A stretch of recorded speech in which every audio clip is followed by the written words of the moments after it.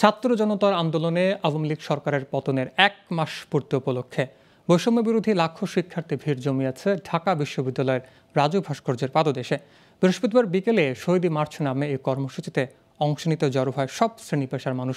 5 August অর্জিত বিজয় বাস্তবায়নে আগামীর বাংলাদেশ গড়তে শিক্ষার্থীদের পাশাপাশি মতামত জানিয়েছেন অনেকেই। বিস্তারিত আওলাদ বাবলুর প্রতিবেদনে।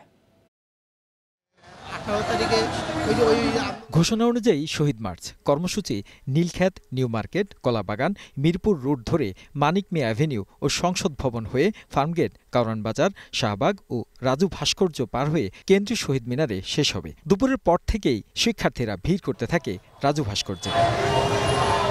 2টার দিকে ঢাকা বিশ্ববিদ্যালয় এলাকায় শহীদ মার্চ কর্মসূচিতে অংশ নিতে দলে দলে ছাত্র জনতা জড়ো হন। জানান অর্জিত বিজয় সফল করে আগামীর বাংলাদেশ গড়ার কথা।